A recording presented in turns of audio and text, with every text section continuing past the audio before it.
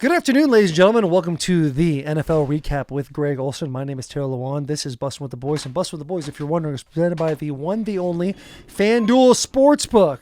I hope you guys are ready to boost your holiday winnings, because this year you're getting 8 straight days of holiday rewards. Every day brings a new way to play. So keep checking in to see what drops next. It all leads to Christmas Day, and where FanDuel's got something extra special for everybody on the nice list. 8 days of gifts, one big finale. Your holiday football just got a whole lot brighter. Head to FanDuel.com/Bussin to get in the holiday spirit.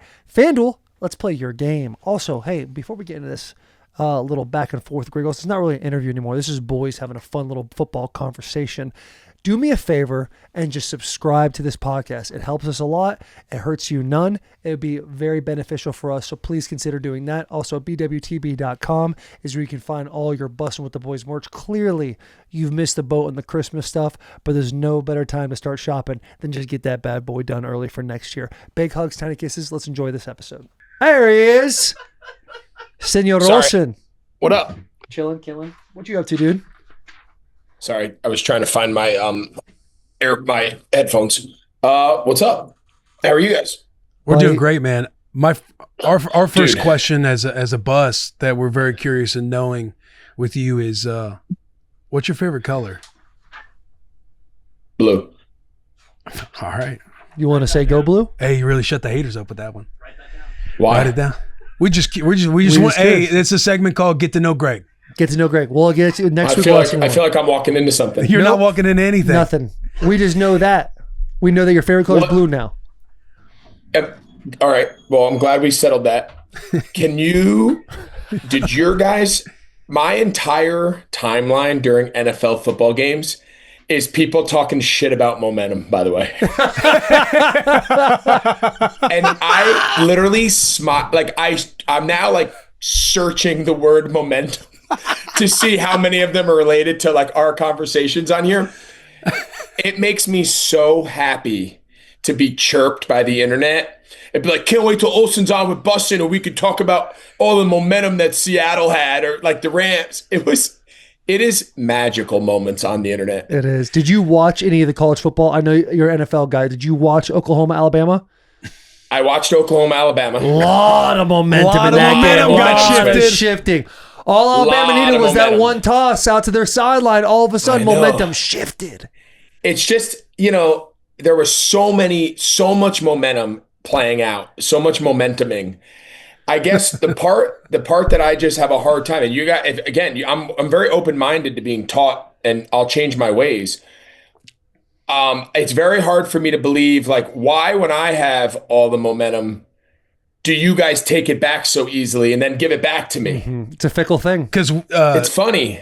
People trying to acquire momentum, they're waiting for that opportunity to strike to regarner the momentum. Yep. Fair. Yep. That's true. Yeah. No, it's a great point. I think college football, there's much more of an argument that we could stand on for momentum. The young psyche of a young man, hardly even able to drink. Momentum goes a long way. Who had the momentum in the Miami game? Neither. Defense. Neither. Because I'm playing the game back in my head, dude, and it's like Miami could have won that game by multiple scores. Oh, my God. They just risked 4 field goals. All those field goals? 4 field goals. Tony got tripped by his toenail on that. By the way, he's awesome. Unbelievable. On that punt return, and then we didn't get any points. Yeah, I would say that's probably a fair assessment of that game. But Miami, man, we're back. You guys are back. We've been saying the U is back for like 10 years. College football playoff win, going to play Ohio State. Go play Ohio State in the Cotton Bowl feels back. Yeah. Do you feel like Miami has a chance against Ohio State? Yeah. I think you always have a chance, right? I think at this stage, the teams that are all left, I think the defense is really good. I think our defensive coordinator is a stud. Obviously I'm a huge Mario guy just because for a lot of reasons, but we go way back. I've known Mario since I was a freshman in high school. He coached me, recruited me at multiple. We have a good friendship and go way back. So obviously, I always root for Miami. I root for Mario specifically, but yeah, man, I think we got a shot. I'm also a big Ryan Day guy, and here's what I will say about my fandom, and then we can talk about whatever It's your show. I'll just get all this off my chest. Obviously, I always pull for Miami. I'm a Miami guy. Met my wife there. Miami household. My kids love it. So like we've always supported Miami, good, bad, indifferent since I left.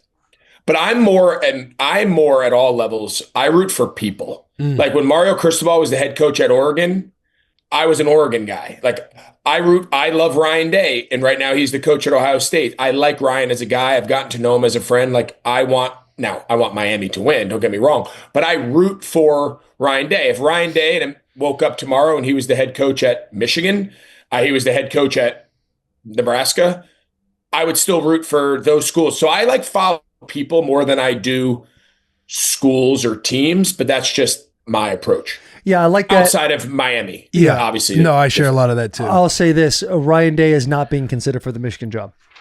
He's not up for it. Who is Michigan going to hire? That's not going great. Buddy, I know. And I'll be honest, like completely unbiased, it's a shit show. I think like right now, if the strategy was wait for DeBoer or or if you can't get DeBoer, get Dillingham, you can't base a top 5 program's head coach off of possible results going one way or the other. It's just foundationally, it's a bad move. And I personally believe like if you are a top 5 school, you need to always have that get out of jail free card that, hey, our chess move in the background in case something like what has happened at Michigan. Like if you have a guy that loses his job, goes on a mental breakdown, the whole thing, allegedly. You do that. Can you guys hear me? Yeah. Can you hear me? Can you hear us? I lost your sound. Gee, baby. He's blaming you. He might be faking it. Good Like he's like, oh, here he goes talking about Michigan. Let me just let me mute this. I can't. I lost you. What were you saying about Michigan? It's a shit show.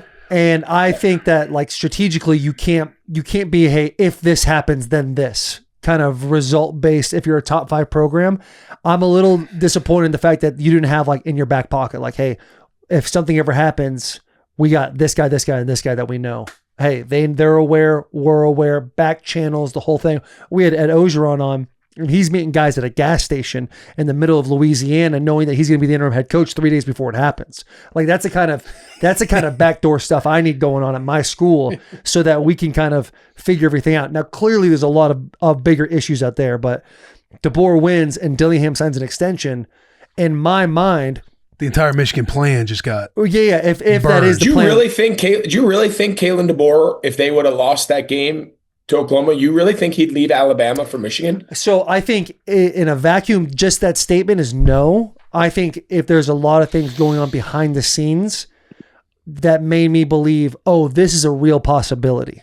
But I think if you just said, hey, do you think the head coach of Alabama would leave to go to Michigan? I think it's clear the answer is no.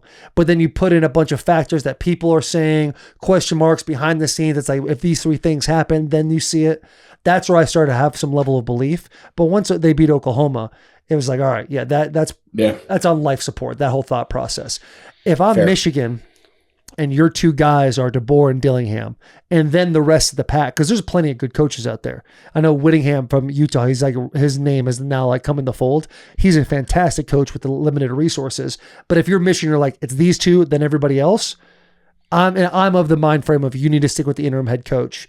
Foundationally, find yourself a president. Start to heal from a PR standpoint the mistakes that Michigan's clearly made in the last few years, and do it the right way. Because if you just get a guy, you're putting a Band-Aid on a bigger wound, and it's just going to be an issue in 28, 29, 30, and beyond. The Dillingham thing to me is interesting, right? So he signs the extension, and obviously I know his roots and ties to Arizona State.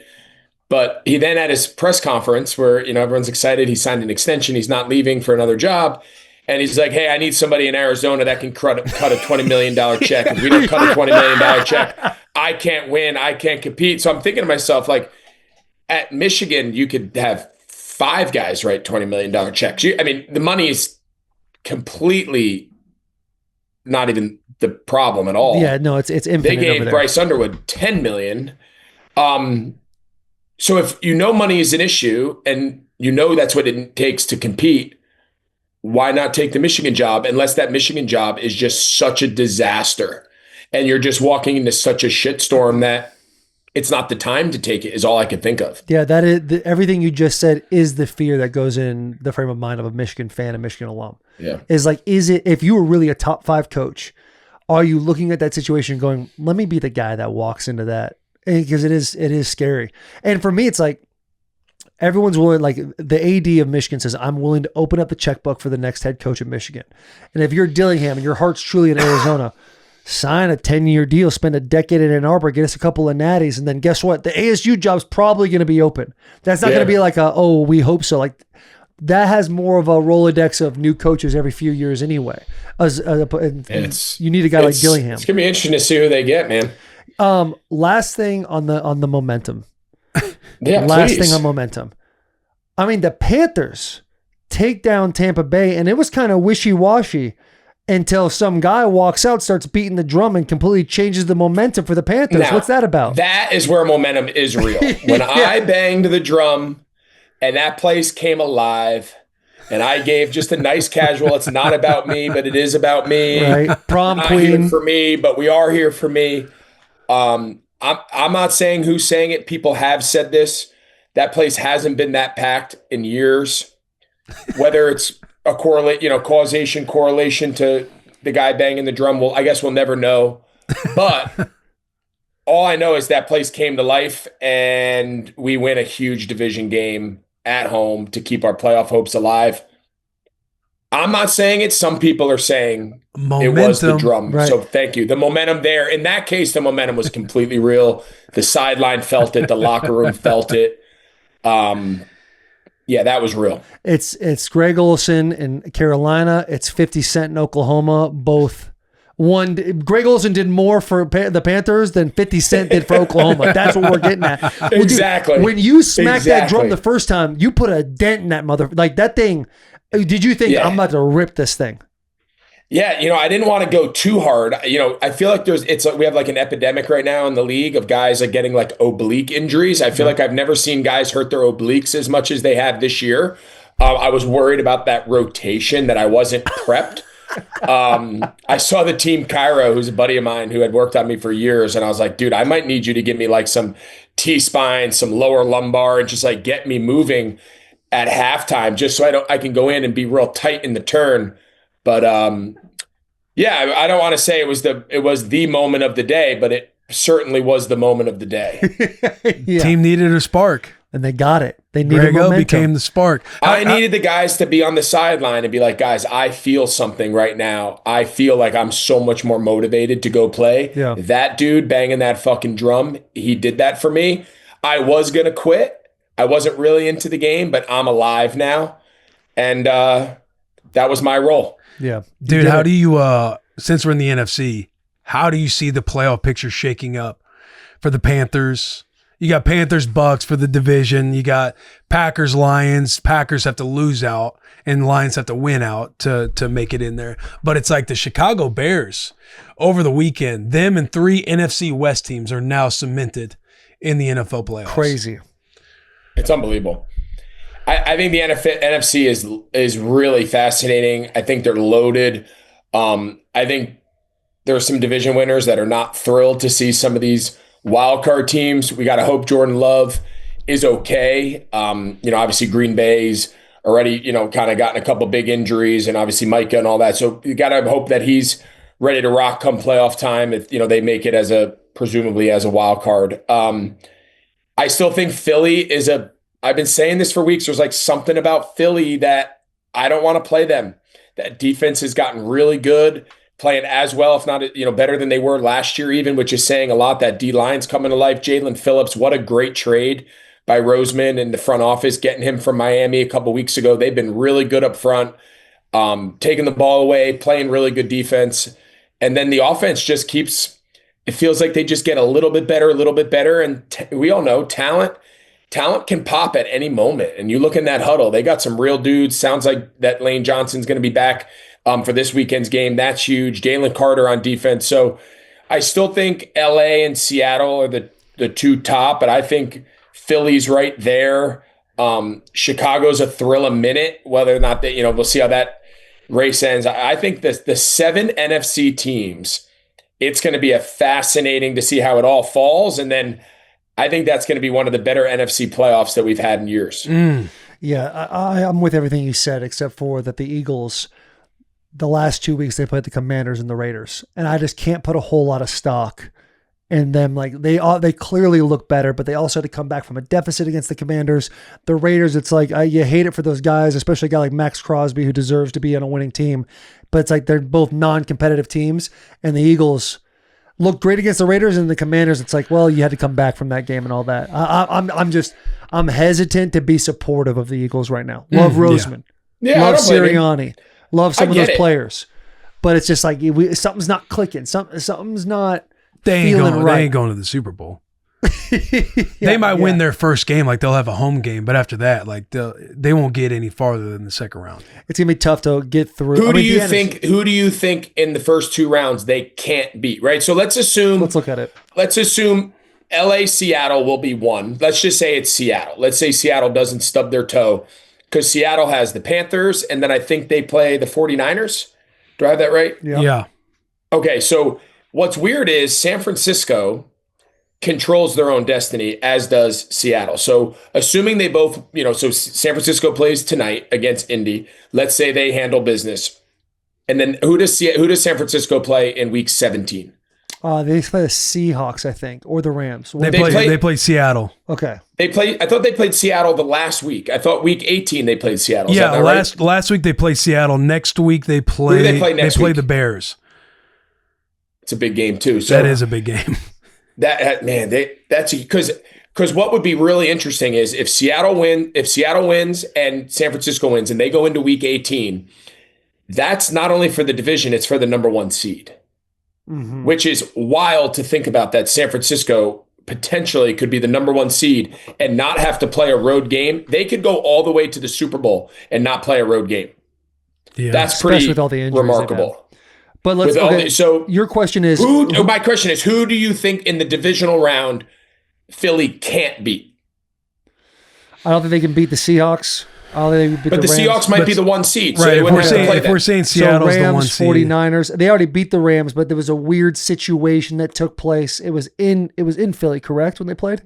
Yes. Yeah, it was in Philly, multiple block field goals. I called that game. I think the Rams will beat them. I think the 49ers, the way they're going, will beat them. It's Rams, 49ers, and Green Bay right now, who are 5 through 7. Remember, I still think there's a decent shot. We'll see how the NFC North shakes out and all that, but there's a shot that Philly could become the 2 seed. Correct. Right? So they would host the 7, who could be Chicago. It could be San Francisco. Right now it's Green Bay. Green Bay. You don't think so? Philly at home against Green Bay. Yeah, they could beat them. Yeah, I think Philly wins that game. I think Philly wins it. This is the injuries. This is, I mean, if Jordan Love's not playing, yes. Jordan Love will so be now back let's say then. they win. Now they play in the divisional round. They don't have to play the NFC West champion, because that obviously will be the 1 seed. So now you're looking at the Bears, the 49ers, the Rams potentially. Like, again, am I saying they're going to win the Super Bowl? No, it's just I think the NFC, you take out Seattle, who I do think is really good. If they're the 1 seed, you're not playing Seattle until the NFC Championship. Yeah. Are any of those teams for Philly unbeatable? They're not unbeatable, but again, the Bears went into Philadelphia and beat them by a 2-score game not too long ago. That was the 2-point. That was the down 15 2-point play, right? 2-point game. So they went in. It was November 28th night game. Yeah, it was Black Friday game, wasn't it? Yeah, they beat them 24-15. Yeah, again, my point is correct. They're beatable. They are beatable.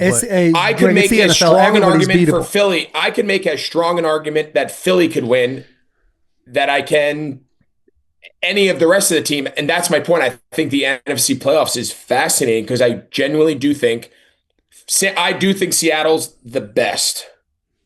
Then the Rams are close. I think the rest of that group, 2 through 7, I could throw them in a hat and I could make an argument why either of them could beat them home, away.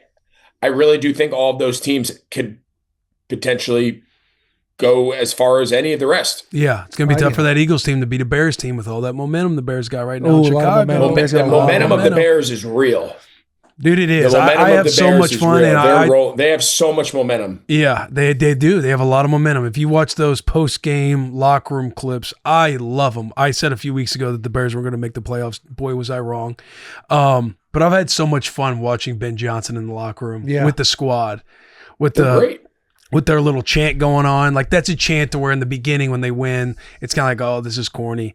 And now the chant is just, hey, if you don't like the chant, like, you might have a little sweetness to you. Yeah. You know what I mean? Like, you're so bought into these post-locker room chants, these fourth quarter comebacks, everything happening in Chicago right now it's been fun to watch. And it's clearly there's always been some sort of the defense are not very good. They're more opportunistic. Caleb Williams, he throws the ball under 60% completion percentage, but they just win. Yeah. And then Caleb Williams in overtime throws an absolute bomb and doesn't get crazy. He just does maybe the hardest celebration ever by just dusting the shoulders and putting his hands in his pockets. It's like, hey, these boys are real. Yeah. Hate on the nail polish all you want. His hands were in his hand warmer before the ball was caught. Hey, you can't. That got to juice you up, Greg. Walk off, man. It's amazing. It's amazing. Bears win the Super Bowl. Are you painting your fingernails? What's that? Bears win the Super Bowl. Are you painting your fingernails in solidarity? Sure. Yeah, sure. I'll pay. Yeah, we'll all do it. We'll all do it. I'll have a matcha. I'll paint my fingernails. Whatever. Hey, you can't. Hey, I'll tell you what though. Matchas kind of go hard, right? I've tried it. My wife got into matcha for a while, and I'm not a coffee guy. I've never had a cup of coffee, but I'll crush an espresso martini. But I've never had a cup of coffee. Like, I don't start my day with coffee. Yeah, it's a weird brag. It's a weird brag, but also you've had coffee because you did an espresso martini. I crush an espresso martini at dinner. We actually made them at the house last night, just as like a little nightcap after the game. And it's just a weird thing. I do not crave coffee. My wife loves it. I've sipped it. I'll be like, hey, is this a great cup? Like, she's like, this is a great cup of coffee. I'm like, all right, I'm gonna try it. And I'll take a sip. I'm like, I don't get it. I don't get it. Life is your caffeine, bro. Yeah, man. I'm ready to talk ball with the boys. You know what I mean? I don't need a coffee to get up in the morning to talk ball. No cup of coffee in his life. That's wild. As Taylor just puts down some cold brew. I'd love another cup right now. But matcha, you like matcha? No, that was my point. I took a sip of her like when she was in her matcha phase, and it just had like a weird. I don't know. It didn't do it for me. Man, that's a bummer. Grabbing coffees. Are you into it? Is it like a daily? You're like a daily matcha? I'm not like I'm a black coffee guy, and I only waver from that kind of like during the holiday season when I'm like, I'm feeling a little festive. Let me get this pumpkin spice. Let me go and get this peppermint, whatever. But it's pretty much just that. My wife's had a couple of matchas, and it tastes like what are those like Japanese desserts that are like a little rice paper around it, but there's ice cream in the middle. What are those called? Anyway, a matcha tastes like a green tea, one of those. Onward. Yeah. Not the show we're looking at. Dude, the NFC is exciting, but like you look at the Broncos, Patriots, and Jags right now, even the Chargers, it's like it's going to be a hell of a playoff. Look. Is there a hotter team in the NFL right now than the Jacksonville Jaguars? Not since last week when it was the Broncos. Yeah, then they just the Broncos had all the momentum until last week's game against Jacksonville. But to your point, I have Jacksonville this week against Indy in Indy. Could be a sneaky fun game. It's hard for me to buy that the Colts are going to put up a fight now that we have a little bit of film with Phillip Rivers and we see what, how they might try and schematically attack Jacksonville. Jacksonville is hot right now, bro. They're good. But to put it for Greg's point, like Jacksonville, the top dog right now, they just beat the top dog. What a perfect game for them to kind of like play a little below their level and make it a sneaky fun game to watch. Yeah, like if they start drinking their own Kool-Aid. I think Indianapolis played their ass off on defense last week in Seattle, had the lead with 20 seconds left. Mm-hmm. Here we are talking about Seattle is one of the best teams in the league, and Indy with a quarterback that hadn't played in 4 years went to Seattle and took the lead with 30 seconds and, obviously didn't win, but went toe-to-toe with them in their place. We'll see how they do tonight against San Francisco. They play well against San Francisco tonight. Phillip Rivers gets a couple more weeks to get his feet under him, get back in shape a little bit, get the juices ripping. I don't know. I think when they assigned us that game, I was like, interesting. Like, not typically a Fox game, not a game that I would have anticipated. But as the last week or two have gone on, especially watching Jacksonville yesterday, for the first time, like really sitting down to watch them in that late window against Denver, I was like, these guys are good. Like, there's nothing fluky about this. I mean, they beat Denver decisively. Yeah. I'm more like going to the Seattle, thinking about the Colts. Like, I know there's really no like look over games in the NFL, but part of me, I buy more that Seattle was looking toward more of their Thursday night game against the Rams than when they were, having full focus, having full energy into the game against the Colts. You can get lulled into that trap. You can get lulled. I'm not saying like it's intentional on Seattle's part, but again, they had a massive game coming up Thursday night, rematch against the Rams, to where you're playing the Colts, Phillip Rivers, like you don't know exactly how they're going to go about everything offensively with Phil. They kind of snuck up on him. Then Seattle had to realize in the final minute of the game, hey guys, we're the Seattle Seahawks. Let's go down here and score some points and get on to our Thursday game. Dude, I mean, just being on the Seattle, that game against the Rams, was the best. That had to be the best game of the entire year. Totally. It was unbelievable. Were you able to watch that game? No, because we were. Dude. Last Thursday was a shit show for us. Yeah. But do you think... Do you guys want to talk about it, or are you guys okay? I didn't. I was in New York doing Christmas in New York with the family, so I didn't get to really watch much of the game. Last stream of the year for Bussin' with the Boys. I saw the lady took your family picture and put her finger in the lens. That was good. You guys don't think I follow you guys? I know I'm all in on Bussin'. I'm all in with the boys. I like following your lives. I like following your kids. I'm in. I love it. Yeah. One thing too, we had a whole conversation about Greg Olsen leaving Fox, coming to Bussin' with the Boys last week. True. I mean, buddy, we know you're about it. We're about it as well. We'll figure the whole thing out. But you're watching that game. I'm watching that game. The first 2-point conversion happens, and ball gets batted down. Someone just picks it up in the end zone, and it counts. From your vantage point, if you are the referee and you're watching that back, is that a backwards pass in your opinion? It was. I love it. Because remember, sideways is backwards. So the way the letter of the law, and they harp this. Mike Pereira sends out videos to us at Fox like weekly, anywhere between 10 and 25 minutes of like all the controversial calls, real nuanced rules, just to try to bake some of these situations in our head in the event you get that like random one-off. So lateral is backwards, backwards is backwards. It has to be a forward pass. So from the time that ball left his hand and hit the guy in the helmet, it was clearly going backwards. And it's just such a weird play because the whistle doesn't matter. There's no such thing as an inadvertent whistle. If it is picked up, a backward pass can be advanced by the non-throwing player. A fumble cannot be advanced. So like there's some real nuance to all of this, but by the letter of the law, that is a conversion. I would not be shocked to see that placed on the table at like the owners meeting and say, okay, no one ever imagined that moment was going to happen. Let's put some guardrails in place to make sure you don't get awarded a 2-point conversion when you failed the 2-point conversion. I would not be shocked to see them try to put some more like specific rulings for that exact situation, because that sucks. Like, you defend that play, everyone had given up on the play, and it eventually led to you losing. Kind of a weird one, but by the letter of the law, it was legit. Yeah. Well, I mean, dude, the referees, man. But Will, what do they teach you guys?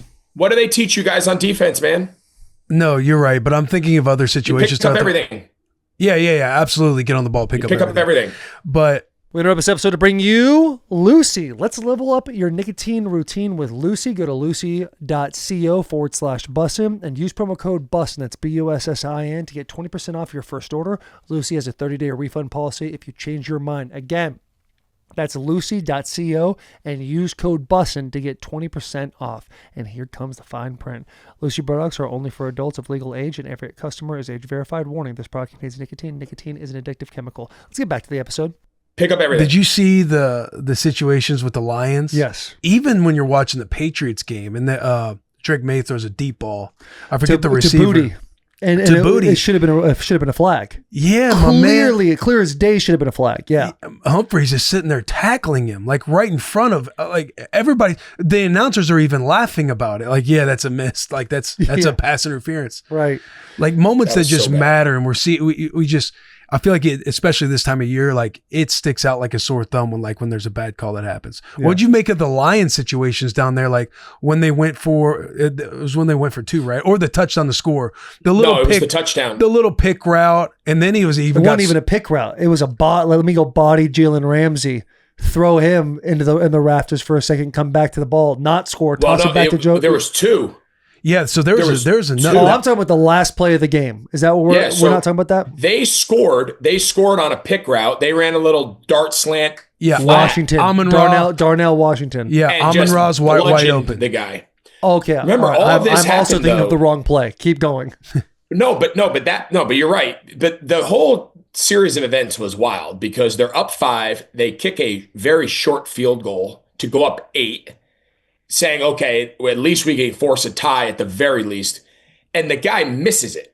The Steelers kicker misses it. So they remain down 5. So now it's touchdown or bust, 4-down mode, go to win the game. And they score. But it was real late. Like the TV, they didn't reference that there was a flag on the pick route to the right corner. Like no one said there was a flag. They're showing the celebration. You know how usually like the yellow thing that says flag pops up? Nothing came, and then I'd say a good 15 seconds later, the flag was referenced. Then they showed the replay, and you're like, okay, obviously, clearly pass interference. Then the Amon-Ra one that you're talking about, Taylor, was insane. I mean, the amount of moving parts there, I would have liked to have seen a replay.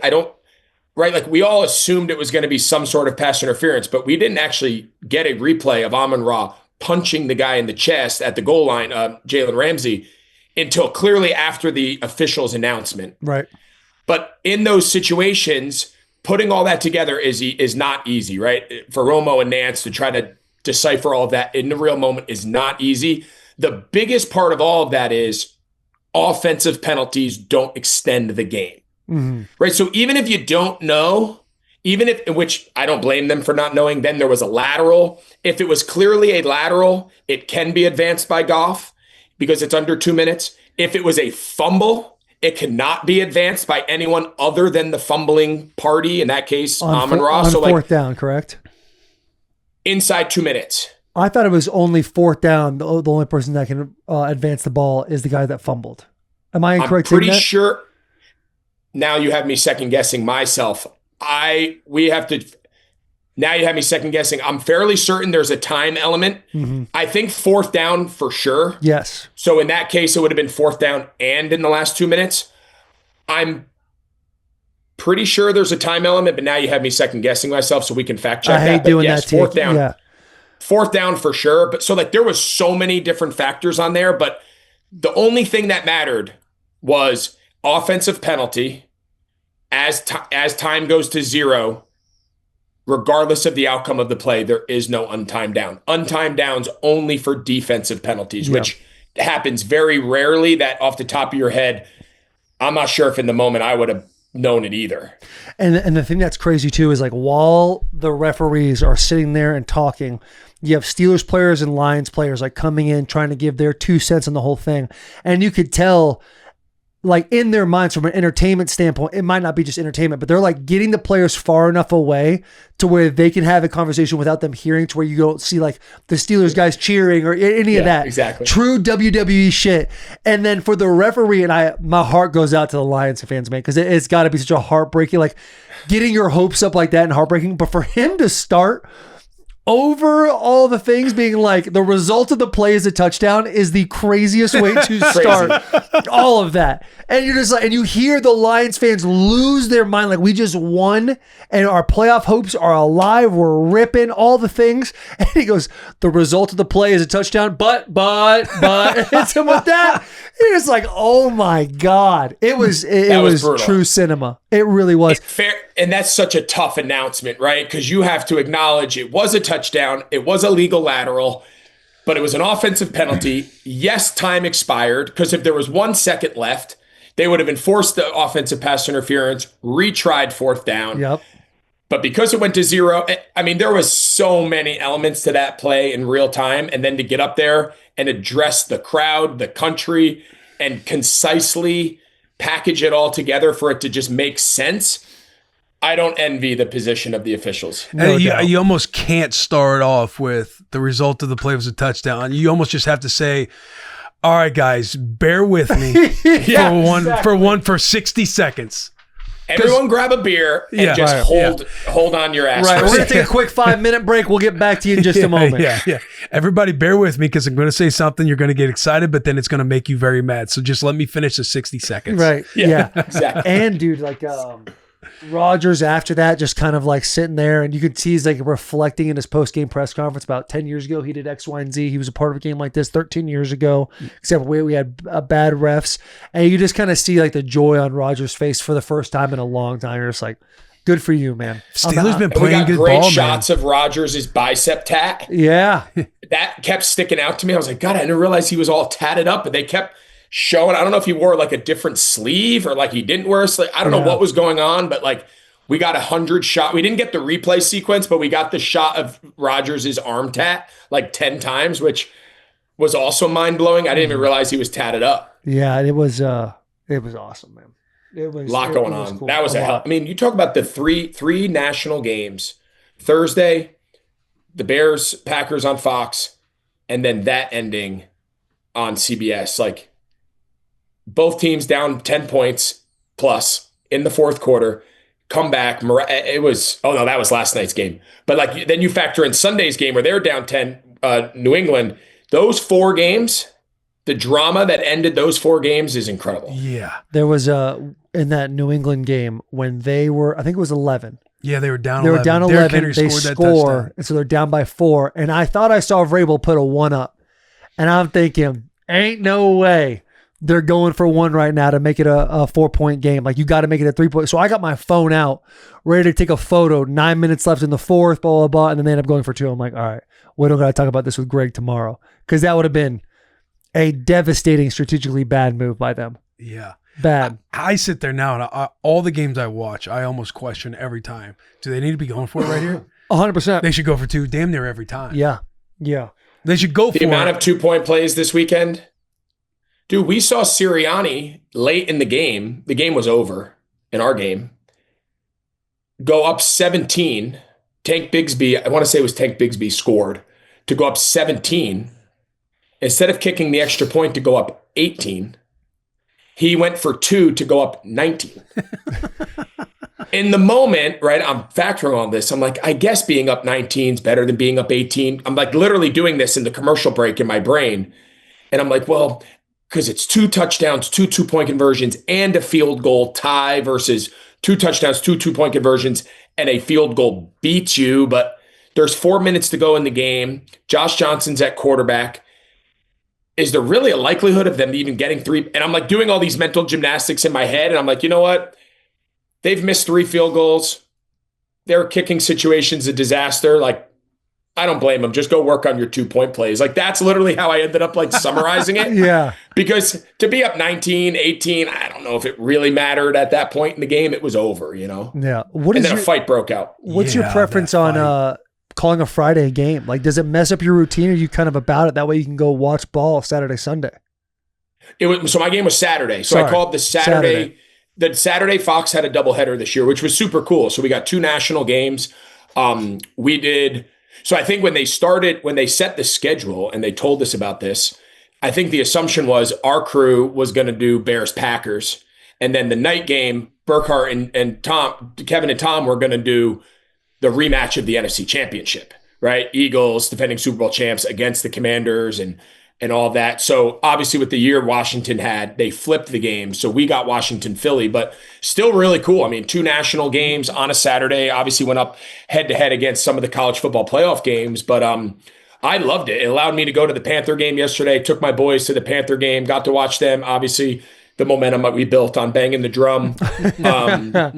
But yeah, it was weird waking up on a Sunday and just like hanging, strolling up to the stadium, had a couple beers during the game, watch it. It was fun. I love it, dude. On the situational ball, the Bears ended up winning the game, but at the end, when they decide to kick the extra point and go for 2, are you thinking, are you going for 2? You know what? In most instances, I'm going for 2 to try to just end the game in the moment. You got the momentum. I do think you have all the momentum. Win the game in regulation. That's a And Greg Olsen quote. And I've said that. You want to win the game in regulation. I think the calculation that they made was the team we're playing is down their star quarterback. Offensively struggling, haven't really gotten a lot of things going. So this is where the analytics world fights back and says, these are not computers. These are not robots. All of these factors are baked into the final number that gets spit out, right? You go into, there's a league-wide, do you go for it, don't you? League-wide trends. Then each individual team has to take that data in advance, predetermine, okay, how does this data affect my team based on what we know? And that's before the game in these little books that they produce, because you're not allowed to have tablets. You're not allowed to have the technology. We can have it in the booth as broadcasters. They can't have it in the booth with the coaching staff. They can't have it on the sideline. They're not allowed access to computers, phones, tablets that have like any internet access because they don't want them doing these real-time calculations. So it's all preset in these scenario books that they do. But then you have to apply it to what's actually going on in the game, right? So there is an element of real-time information that's being calculated. And I think the knock on analytics is, well, you say go for a quarterback sneak, but what if your left guards are, or what if you're, and the guys who do support it sit here and says, it is being baked in. All those decisions are being calculated by yes or no. So I actually do think it was smart to go to overtime,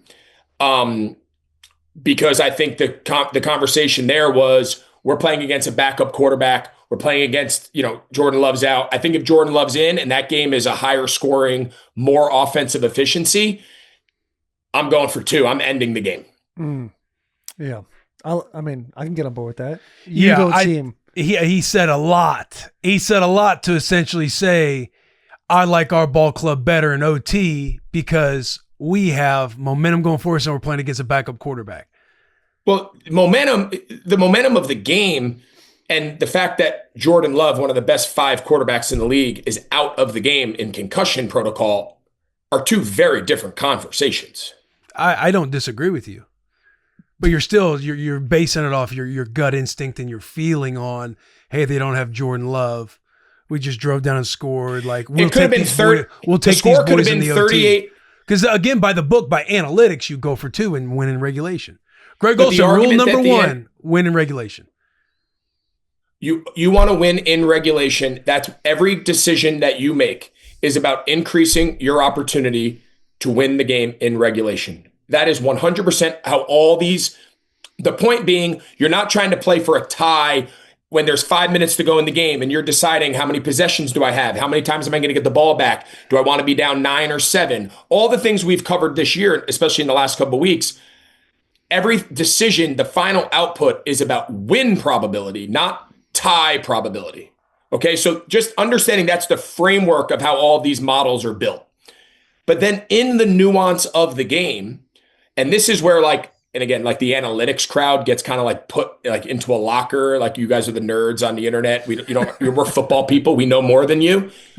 The knock on analytics is that you're not taking into account what's happening in a football game, right? You're not taking into account injuries. You're not taking into account, is the starting quarterback in or out, the center, whatever it is, the score of the game. Is it a high scoring game? Yeah, I want to end this shit. I do not want Green Bay to possess the ball. We haven't stopped them all day. We talked about that last week in the Buffalo-New England game, right? Where it's we haven't stopped Josh Allen in 3 quarters. Why do I want to give him the ball back? Yeah. So all those factors, the analytics crowd, if that's what I want to be thrown at, that's fine.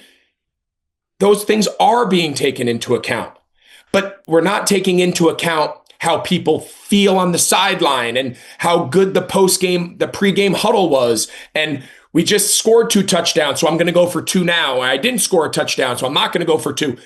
Those are the arguments that have zero bearing on the actual outcome. It's not that guys don't feel it. It's just over long periods of time, the outcomes don't support that. Right. And a lot of the conversations we revolve around with situational 2, not 2, it happens at the end of the game. In the Miami Texas A&M game, it was clear that both defenses were killing each other. They were the biggest part of the game. The offenses were getting nothing going. Miami finds himself in a 4th and 3 to 5 situation down on like the 6-yard line going into their end zone. They elect to kick 3. They miss the 3. In that situation, are you going for the touchdown in that position? Yeah, so college, I don't pretend to know the college landscape Use the conversation we're having as these are two football teams. Both defenses are clearly. Again, this happened in the NFL game because I do think the kickoff situation in the NFL is a significant difference. There's some nuance about field position, right? Like I fail going for it on 4th and 3 at the 3. If I get it, I get 7. If I go for it and fail, you got the ball in the -3. But if I kick a field goal, let's just call the average starting field position in the NFL is the 32. So I got 3 points, but I gave you 29 yards. So there is some context about the NFL that makes some of these goal-to-go situations very different. I'll take my game I called on Saturday, and I said this in real time. Would it have mattered? I don't know. Opening kickoff of the game, Philadelphia gets the ball. They fumble the opening kickoff. Washington gets the ball on inside the 30. They go down. They have like 4th and goal at the 2.5-ish. And on 3rd and 2, 3rd and 3, they threw an incomplete pass. On 4th down, they kicked the field goal. So they got an opening kickoff return fumble, got the ball in Philly's side of the field, got the ball inside the 5, and kicked the field goal to go up 3-0. If you're Philly running off the field defensively, let's talk vibes for a minute. How you feeling, Will? You just got a sudden change. You didn't think you were starting the game. Next thing you know, you're on defense, sudden change, backed up. All the emotions are high, all the vibes we talk about and all this, and you force a field goal. Is that a win or a loss? It's a massive dub. Massive win. Right, you go for it. You go for the touchdown. Yeah. So that's an example. So instead, they kick off, and now instead of the first time Jalen Hurts gets, behind center in that game, instead of if he's in the gun, he's in the end zone. If not, he's under center at the 1. Instead, he's got the ball at the, we'll call it the 33. Mm-hmm. Yeah, no, fair points. Got to go for it. Got to go for it. Wanted to badge field goals get you beat, man. I mean, look at the Rams on Thursday night. Now they scored 30 points. Mm-hmm. How many? Now that one got taken away on a pass interference or on a legal man downfield, right? One of the early touchdowns. How many field goals did LA kick inside the 10-yard line? I don't know the number, but a lot. I'll look to at least 2. Yeah. Yeah, if you get inside the 10, you got to start having the conversation with yourself as like, we're using 4 downs to get these 10 yards. It seems like that is now the new world we are living in. But if you're going through the game and both offenses are absolutely crushing it, and are you then thinking maybe we don't go for it here? I don't know. I'm losing my train of thought a little bit because it is so nuanced and it does have so much to do with what's taking place during the game. Take the points, man. I think the first two field goals that LA kicked, they were down 7-0. They kicked the field goal from the 6 in the first quarter to go down 7-3. And then their first possession of the second quarter, they had the ball and they got down 4th and 2 at the 5. Got to delay a game. 4th, and then they went to 4th and 7 at the 10. They kicked the field goal. Yeah, well, so they had the ball at the 6 and they had the ball at the 2, and they got 6 points. You get the delay game, you got to kick the field goal, but you should be going for it in the situation. Again, I didn't see that part of the game, so did they try to make them jump? I don't know exactly what they did. Yeah. But, no. And listen, the cool thing that I think about all of this is, and we joke about momentum and we joke about what's the best and all this. At the end of the day, I think the cool thing that comes from a lot of these conversations we've had all year is more people are thinking about it, talking about it, discussing it. They might not agree. They might not all be on the same side of the argument, and that's fine. But I think it's pretty cool that people now are watching the game with those scenarios in their head and watching the game that they think it's time to chirp all of us on Twitter. They're thinking about it. It's in their mind, and maybe a year or two ago, it never even dawned on people that these are the decisions that the coaches are wrestling with in real time. We're thinking about it sitting on the couch. just watching as fans. But this is very much what's going on all week long, during the game, after the game, in post-game recaps, pre-game meetings. And I think it's cool that now fans and viewers are going through the same mental exercises of game management and strategy that the players and the coaches are going through. I think that's the win of all of this. Yeah, if anything's come from this conversation that we've been having on Bussin' with the Boys, it's that we are building strong character in these coaches to understand it's okay to go to the podium and stand 10 toes down on some of these decisions you're making. Don't take the scared way out anymore. We are now giving you a vessel to where you can stand on a podium and go, I learned this on Bussin' with the Boys. This is the correct Exactly. Yeah. Exactly. I'd love to watch a game with Greg. Yeah, And that'd be awesome. and just look over and be like, you got to take the points here. Because it was truly great. No, you got to take the points here. And then when Chicago kicks the extra point instead of going for 2, I'm like, look at Ben Johnson. He's just taking the easier press conference. Yep. Yeah. I'm thinking when I watch a football game since we've been doing this on these recaps, it's the first 15 plays on both teams in the first quarter. It's the last 2 minutes of the half. It's the first 15 plays in the second half and the last 4 minutes of the game that are the most exciting for me to watch now. There could be multiple touchdowns going back and forth, but like when it comes down to your players this is the product your players have given you. Now as a coach, it's your job to put them in the most advantageous spot to be successful at the end of the game. And watching how different coaches make different decisions, that if this team had that coach, they would be more successful than the other way around. Because I've said this before on the bus, like as a player, I didn't always look at the coaching staff and be like, oh, we have great coaches that puts us in good position. I just thought we have good players or we don't have good players. We're going to figure out the game and it's all on us. Yeah. Truly, it's like these these pockets in the game that great coaching elevates your team to a whole new level. Because then it breeds momentum. And Greg's right too. Like fans are in it; they're involved. They're kind of watching and going through. What are you laughing at? It brings momentum. It brings momentum. Yeah, that was my. I was laughing at that. Yeah, good. With the fan part being involved and everything else, it's like I didn't know Greg was coming on today, but I saw whenever I jumped on Twitter, I saw somebody at me and be like, I can't wait to hear you guys talk about the fourth quarter of the Patriots game and hear Greg's takes on everything else. So since my brain was thinking that Greg wasn't going to come on, I'm like sad we don't get to talk about some situational ball. Because why did you not think I was coming on? By the way, I don't know why I thought that. Christmas. I think Clump might have said that you were possibly not going to be on today. So I have no clue. I heard. Well, we're here now. So what do you want to talk? What situation did they want to talk about? Yeah, because the fourth quarter of the Patriots game, Patriots Ravens, is like, I think they handled it exactly the way you would say you should handle it. Like they're down by 11. Was there like a significant situation that I missed? I don't think so. Like maybe so. it went the way it should have went, and that fan is just excited that they're seeing the same things we are. To your point, Greg, everybody kind of doing the mental exercises. So they're just they're giddy. Like all the boys are probably going to talk about the way everything was handled situationally in the fourth quarter. Mm-hmm. Fourth quarter went touchdown Ravens, touchdown Patriots, punt, 6-play punt by the Ravens. What was the down and distance when they punted? Oh, Greg might have found something. What was the D&D? No, it was all right. So it was 4th and 4 at midfield. What? Oh, they're on the 50-yard line. Now they took you guys probably know, but they took a penalty. Mark Andrews false start. Were they lined up to try to snap it? I might have been in and out. No, they seemed like they were in an ice situation, and then the nickel came down and kind of did one of those, but didn't cross the line. And Mark Andrews, along with like the right guard, like jumped out of there.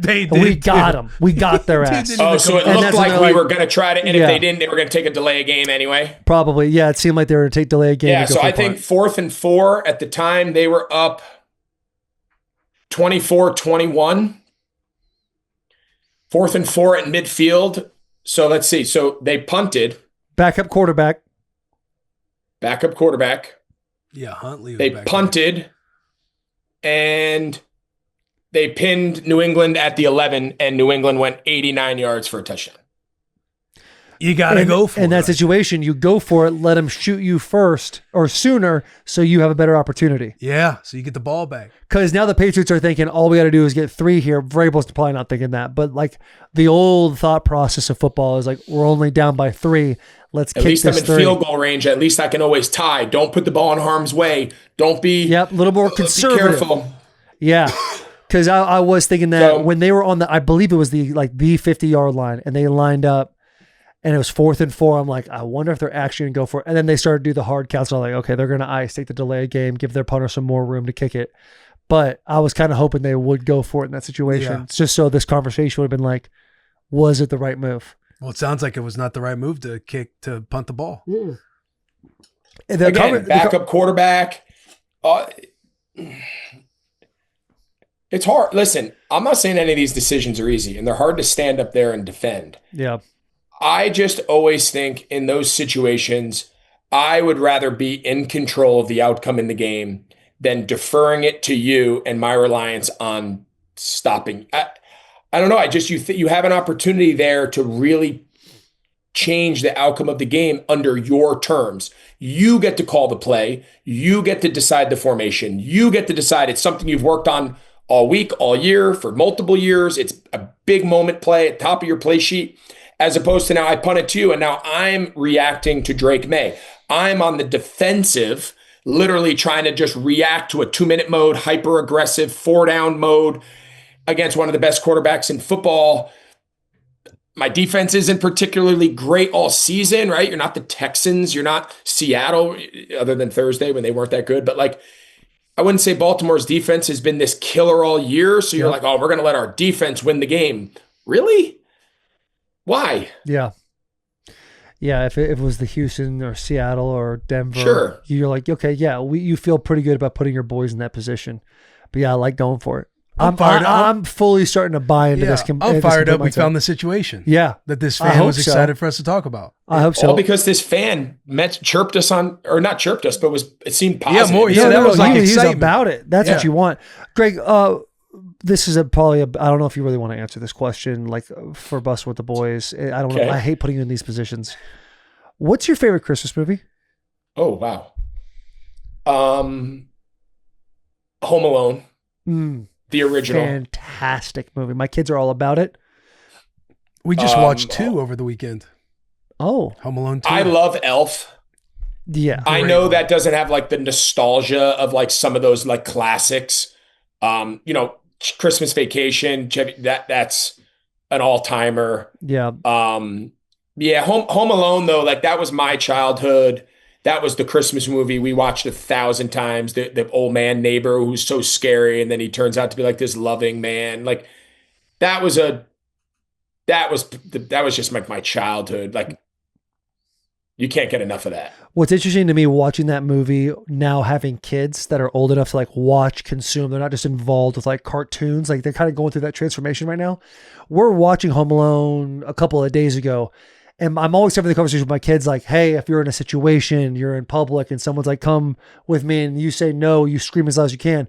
And my oldest is kind of Dad, this kid handled business. Yeah. And I had to basically sit them down and be that's a movie. You know what happens to that kid if he tries to pull half of those things? He is unalived at the end of that movie. He's struggling. That's what takes place. Because my kids are legit thinking, if we just put some marbles down and tie some paint cans with some string, we're going to fuck some bandits up. And it's guys, no shot. They're going to go like this. Boo, and you're done. And you're done, brother. And you're done. Yeah, so the plot of that movie, magical, every kid's whimsical dream. Maybe a little unrealistic. Yeah. Maybe Call Home. Yeah. It was not 1850. You're right. We were not using the Pony Express. Simple call to the landline. How you doing? Call a neighbor. Can you walk down the street? Apparently that entire block was just abandoned by people. Everyone on that street. Everyone goes out of town. Everyone left. And the kid just doesn't call 911 till the very end when he's finally got his devious plan all set up. It's hilarious. Did you see the SNL skit on Home Alone? I think so. I think it was kind of what I was just doing, right? Yeah. Where they're walking in the room hey, watch out, there's some marbles on the ground right there. And they're oh, yeah. No. They did it to where everybody's basically dying from the family comes home and they're like, oh my gosh, you're here. And he's like, I'm going to go in the room and get something. And some just fire sprays the top of his head. It lights his entire head on fire and he's screaming. And then it sets off this domino effect to everything that happens. Everybody's essentially dying from all the booby traps that were laying around. Yeah. But it's hilarious. You should check it out. Dude. Okay, first, if I could put you on a little bit of game for you and your wife, 2 movies that I would suggest is Family Stone, Tearjerker, and then another one is Spirited with Ryan Reynolds and Will Ferrell. That's a good newer one. It's a good newer one. I'm telling you. Christmas Chronicles. It's more like it's definitely an adult holiday movie. Like Christmas Chronicles. Love it. What the hell is Christmas Chronicles? Check it out. It's on Netflix. All right. My kids used to watch Christmas Chronicles when they were kids. Last thing I'll say, and they're still kids. They were younger kids. Mm-hmm. Last thing I'll say about Home Alone. When Kevin's mom finally comes home and she looks for him and she walks in, she goes, "Merry Christmas, Kevin." And they have a hug. And then the rest of the family walks in and they're like, "Pretty cool, you made it." And they all just go in the other room and Kevin walks to the window and looks at the old man who's hugging. And it's like, this kid's been home alone for 3 days, and you've been raking yourself over the coals of being a terrible mother, and all you can say to him is "Merry Christmas, Kevin," and then walk in the other room to do whatever. Terrible parenting. And the dad didn't give a shit. The dad the whole time is like, "He'll be all right." It's just fucking wild to me the way the dad handled that. Good. It's so good. Hey, have the Chiefs just completely packed it in? Like, you don't make the playoffs, and it's just. I think Patrick Mahomes needs to be in the MVP conversation. Still, because they are such a dog shit team without Patrick Mahomes. Did you see all the players that didn't play? No, it was just 15 guys. I was hoping this score would end 2-0. Same. I was hoping the same thing. But it's sad. It's the reality of this thing, man. It comes for everyone. It's just some people get to last a little bit longer. Yeah. Team wise, obviously Mahomes will be back. He'll be fine. But like that thing's going to look a little bit different going forward. And maybe that's a good thing. Maybe this is what they needed to say, you know what, we've stretched this probably longer than any of us imagined. We've been thrown into the garbage 100 times. People thought we were dead. We rebranded with this young defense, kickstarted it a couple years ago, won the Super Bowl, got back to another Super Bowl. And maybe we just need to reset and start all over again, and there's nothing wrong with that. It's just sad that we're probably watching the last of Travis Kelce lose to the Titans, which is like, hey, shout out the Titans. That's great, but it was just watching a team that was in the Super Bowl last year. Like, he's got big things ahead. Huge things. Greg probably knows. No, I don't. This but he's got big. That's tight in you brotherhood. That's tight in you family. Tight in you brotherhood, man. We're thick. Yeah. Thick. We only have 5 minutes left. Is there anything, Greg, that you want to talk about? Who do you got in the MVP race right now? Oh, love that. Right now, I think it's 2. I think it's Stafford and Drake Maye. Agreed. Who do you have as the front runner currently?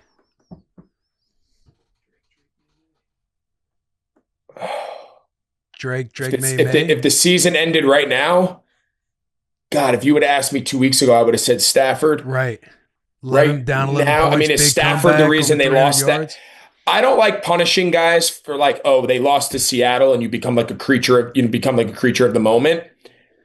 I still think I'm going to give it to Stafford. I'm probably not as strong in that opinion as I was 2-3 weeks ago. I think what Drake Maye is doing on a team that preseason had very little expectations, won how many games last year? 4. Yep. New coach, bottom of the barrel. For them to not only be better, for not only them to be good, but them to be like potential top seed, 1 or 2 seed good, and do that as a young quarterback in this league where we see young guys struggle. Man, I can make an argument for both. If I had a vote, I'd vote for Stafford. Yeah, I do think it's razor thin close. Because again, with Drake Maye, it's not like he's got Puka Nacua, Devontae Adams. Yeah, he's got a bunch of guys. I can make a great case of why I would vote for Drake, and he's a Charlotte kid, and I've known him for a long time. I mean, he's special in all categories. And just to be being year 2 and just observing and watching, he seems completely unfazed. in the moments that he gets in. Yeah. Whether it's, hey, they're down, down 11, like just his ability, his poise and everything else, only being second year in the league, I feel like is just super impressive. Yeah. Here's a fun exercise. Redraft last year's first round quarterbacks. Okay. Give me, because you got what? You got Drake Maye. You got Drake, Daniels, you got Caleb Williams, you got Jane Daniels, you got Bo Nix, JJ McCarthy. I mean, yeah, Drake's sitting there at 1, right? Totally. Completely. Drake. Who's 2? I think 2 is the most fascinating part. If I'm sitting there and I'm drafting, they're all on the bench. I think this is tough. It's tough because it's really between Bo Nix and Caleb Williams. Those are the two. Jane Daniels was the best player in football last year. Injuries. I know. You're right. He was. But you're hoping but you're drafting for the next 10 years. Right. Yes. Right. Exactly. And so are you going to take the guy with the higher ceiling, which I think we can agree is Caleb Williams, or take the ultimate pro and maybe a higher floor and Bo Nix? That's kind of how I'm looking at this. So you would take both Bo Nix and Caleb over Jane Daniels? You're talking about the next 10 years.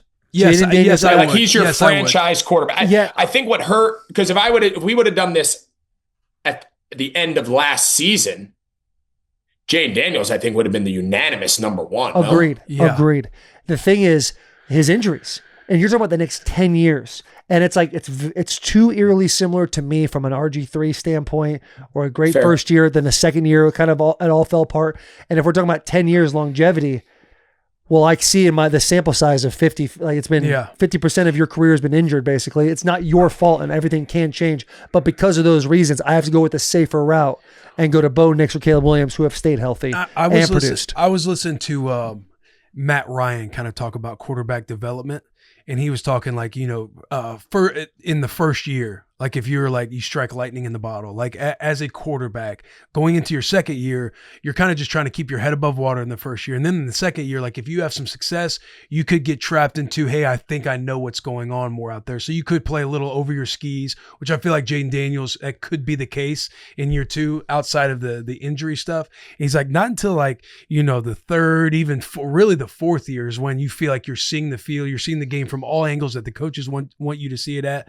And if I'm looking at all these quarterbacks right now, I feel like I see that go against Jane Daniels for how he kind of developed in the second year when he was on the field. And I feel like the light's starting to click for Caleb Williams to where if you're looking at a 10-year quarterback, like, dude, I feel like he's so close. So you could talk about his inaccuracies, but the way he continues to sling the rock, even when he has a couple bad moments, he's truly an offseason the way he moves around and being paired with Ben Johnson, I feel like he's so close to like breaking through and being like that elite quarterback were on why he was drafted first overall. Yeah. Drake Maye, I feel like has that. Again, the game's kind of slowing down for him. And even Bo Nix, again, higher floor, everything else. But if I'm chasing that higher ceiling of the quarterbacks we're kind of picking from, to me, go 1 Drake Maye, 2 Caleb Williams, then 3 Bo Nix. Yeah, I could flip 2 and 3 at any point. But Matt Ryan had a great breakdown, not like talking about if you're redrafting, but just a great breakdown of like quarterback progression and development over the years, and when he felt most confident being on the field. That he alluded to it being year 5 for him. Yeah. I can make an argument that everything you just said, Will, I can make the same argument happens to teams that have a quick turnaround. Right? You look at Washington, low expectations. You hadn't been good in years. New ownership. You get Dan Quinn. You draft Jaden. He's the offensive player of the year. You're a game away from the Super Bowl. Oh my God, we are ready to compete. Do you always get a good, real, honest perspective? Did you win some games you shouldn't have? Was your record better than what you really are? Right? That goes both directions. Some years your record, you're actually better than your record. Some years you're not as good as your record. Right? So there's I think it's thrown off. A lot of teams rebuild when they have early success, and then all of a sudden in year 2 they get exposed. So I think everything you just said about quarterbacks, you can make the same argument of just overall team success. You think of the Giants, first year of Daboll, they go to the playoffs, they beat Minnesota in Minnesota, huge upset, coach of the year. Now Daniel Jones is getting paid, Saquon wants to get paid. And all of a sudden, did you push back your rebuild? And if you would have went 7-9. And didn't make, now I guess 7-10, and you didn't make the playoffs, would you have handled drafts different? Would you have handled free agency different? Would you have handled extensions different? But all of a sudden you feel like, oh my God, we're in win now mode.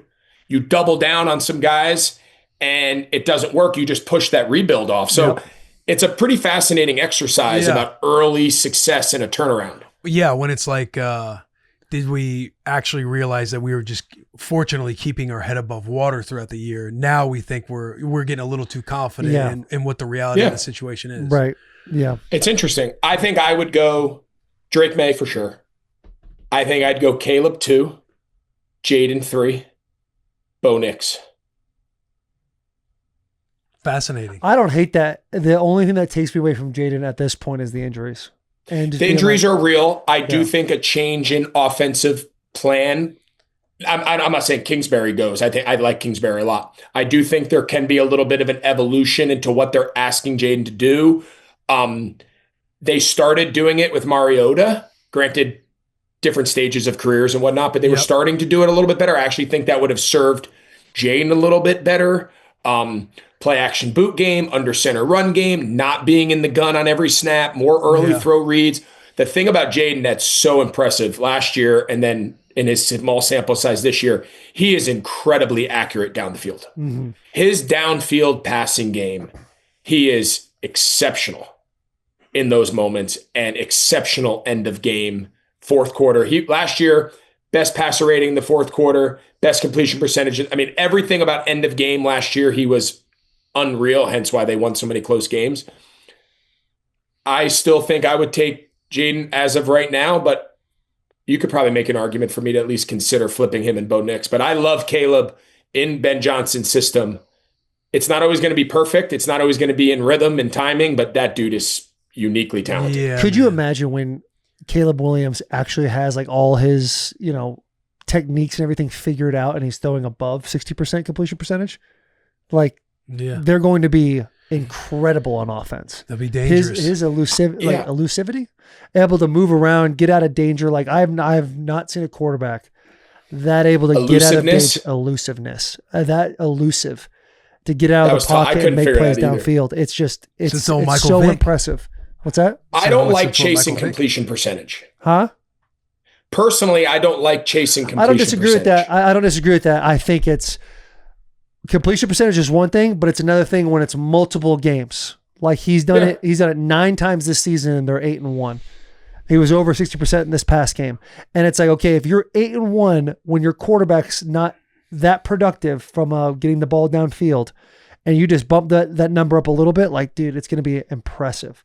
And it's just to me, it's habits. Yeah, I think there's like at some point like a cross section between like average depth of targets.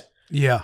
And completion percentage, right? Because I can make an argument like there's guys that have been 75, 80% completion percentage, average depth of targets like 3 yards. Right. Correct. Yeah. That doesn't do a whole lot for me.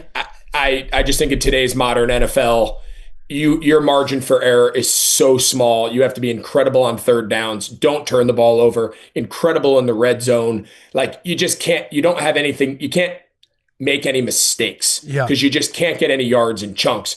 But then I think there's also on the other side where your completion percentage is just so bad that regardless of how far or short you're throwing it, your efficiency is just so low. You also can't overcome that. So I do think there's like this XY axis where they eventually like cross each other and you say, okay, that's the dream. Like you are throwing it downfield. So we are getting that explosiveness, but there is some element of efficiency that we could count on play in and play out. We're not just like hoping and prayer and well, maybe it's going to work, but in between that, it's a disaster. You don't want that either. No, right? I agree. I'm not as much in like the completion percentage overall. Like on PFF, you can go into and see like inaccurate throws, like outside of the frame, this, that, the other, which is always like fascinating to see all these little new details and wrinkles that they have in the whole database and analytics part of the game on PFF. But I'm with you. I think completion rate is hard. Now, if it's really good, and again, it's like Drake Maye, he'll have a completion rate. He's been throwing it around 70%, and his like yards per attempt is like what, over 8? Yeah. Super he's impressive. Unique. He's unique because he's doing both. Yeah. Here's the last thing I'll say about Caleb, AD. not to beat a dead horse here, but his inaccuracies, sometimes throwing on the run, right? Those are high level, highly difficult throws. How many pass attempts, this would be a fun study. How many pass attempts has he gotten off that were deemed inaccurate but they came after he avoided a sack. So he avoids a sack, runs around, and all right, he misses the guy. He misses DJ Moore in the back of the side, the corner of the end zone, sideline. That goes down as a pass attempt, incomplete, pass off target onto the next down. Yeah. But what if he, instead of being 0 for 1 with an inaccurate pass, he was 0 for 0 because he got sacked? His completion percentage would be better, and he's doing that at such a high volume of snaps. His ability to escape pressure is incredible. Yeah, fair point. So if he took more sacks and got less inaccurate throws off on the run, hypothetically, his completion percentage would go up. The offensive success would go down because he's taking sacks. And would that be better? Yeah, no, that's a good you're point. absolutely right. It's a good point. That's why you're on the show, Greg. So That's why you're on the show. there's always a balance to all of this stuff, right? Like, Yeah. I always say about turnovers, like the ideal turnover number is not 0, right? I could take a knee and go 65 knees in a row, and we didn't turn the ball over. We didn't take any sacks. So like, there's a little bit of nuance. Again, I don't want a team whose goal is to commit 0 turnovers. I don't want to fumble, but I don't want my quarterback to fear throwing interceptions. Yeah. Yeah. You love yourself Because some Brett Favre. you're probably not going to be that very good.